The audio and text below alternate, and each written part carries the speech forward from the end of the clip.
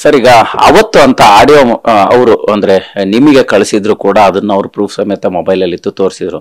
But ಈಗ ಮನು ಅವರು ಈ ರೀತಿ ವರ್ತನೆ ನಿಮ್ ಜೊತೆಗೆ ಇದ್ದಂತವ್ರು ಯಾಕೆ ಆ ರೀತಿ ಅವರ ಮನಸ್ಥಿತಿ ಇತ್ತು, ನಿಮ್ಮ ಮೇಲೆ ಏನ್ ದ್ವೇಷ ಇತ್ತು ಅನ್ನುವಂತಹ ಪ್ರಶ್ನೆ ಸಹಜವಾಗಿ ಇರುತ್ತೆ.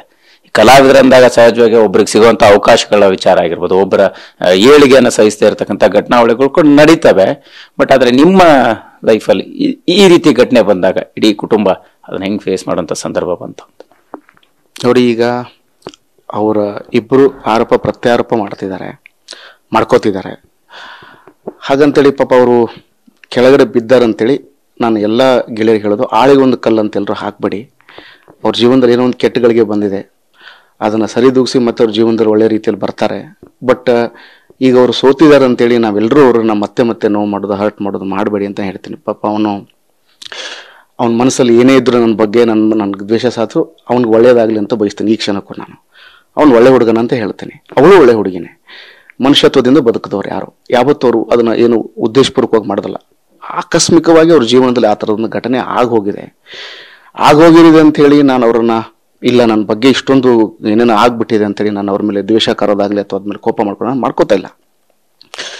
ಬಟ್ ನಾನು ನಿಮಗೆ ಅವ್ರಿಗೆ ಹೇಳ್ತಿರೋದು, ನೀವು ಬಂದಿರೋ ಒಂದು ದೊಡ್ಡ ವೇದಿಕೆ ಇದೆಯಲ್ಲ, ಅದು ನಿಮಗೆ ಬರೀ ನಟನೆ ಮಾಡೋದೊಂದೇ ಕಲಿಸಿಲ್ಲ, ಒಂದು ಸಂಸ್ಕಾರ ಕೊಟ್ಟು ಕಲಿಸಿದೆ, ಸಮಾಜದೊಂದಿಗೆ ಹೇಗೆ ವರ್ತಿಸ್ಬೇಕು ಅಂತ ಕಲಿಸಿದೆ, ಕಲಾವಿದನ ಜವಾಬ್ದಾರಿಗಳು ಹೇಳಿ ಕಳಿಸಿದೆ.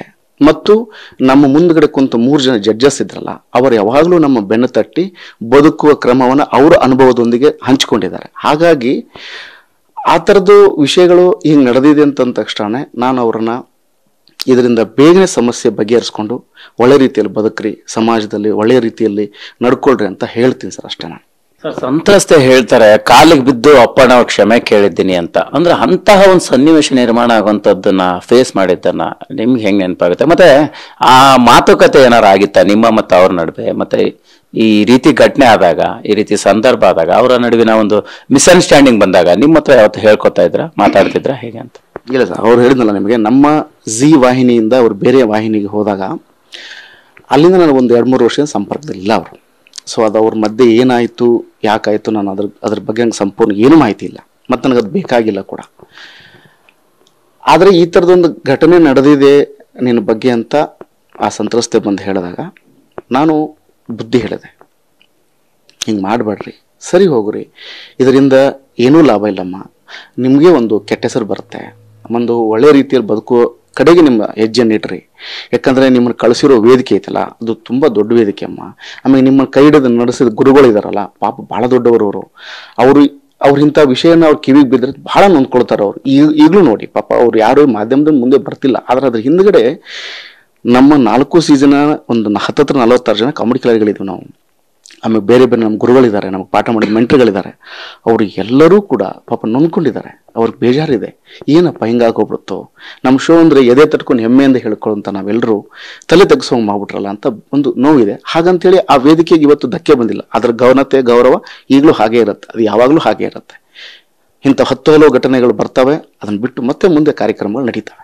ಸರಿ, ಈಗ ಇಬ್ರು ಹೀರೋಗಳಿದ್ರು, ಒಬ್ರು ಲೇಡಿ ಡ್ಯಾನ್ ಇದ್ದಾರೆ, ಈ ತರದ ವಿಚಾರಗಳನ್ನೆಲ್ಲ ಪ್ರಸ್ತಾಪ ಮಾಡುವಂಥದ್ದು, ಮತ್ತೆ ಅದು ಏನು ರೀತಿ, ಯಾವ ರೀತಿ ಅವರ ಮನಸ್ಸಲ್ಲಿರ್ತಕ್ಕಂಥ ಭಾವನೆ, ಈ ತರದ್ದು ಏನಾದ್ರು ಮಿಸ್ಅಂಡರ್ಸ್ಟ್ಯಾಂಡಿಂಗ್ ಮನೋರ ಲೈಫಲ್ಲಿ ಆಗ್ತಾ ಇತ್ತಾ? ನೀವು ಕಂಡಂಗೆ ಏನಾದ್ರು ಮಾಹಿತಿ ಇತ್ತಾ ಅಂತ? ನಾನು ನಿಮಗೆ ಹೇಳಿದಂಗೆ 3 ವರ್ಷದ ನಾನು ಸಂಪರ್ಕದಲ್ಲಿಲ್ಲ, ಮತ್ತೆ ನನಗೆ ಆ ಹುಡುಗನ ಜೊತೆ ಸಂಪರ್ಕವೇ ಅಷ್ಟೇ ಕಷ್ಟ. ನಾನು ಹಾಗಾಗಿ ನನಗೆ ಇದ್ರ ಬಗ್ಗೆ ಏನೇನೂ ಗೊತ್ತಿಲ್ಲ, ಅದು ಯಾರು ಏನು ಅಂತ ನೀವು ಅವರನ್ನೇ ಕೇಳಬೇಕು.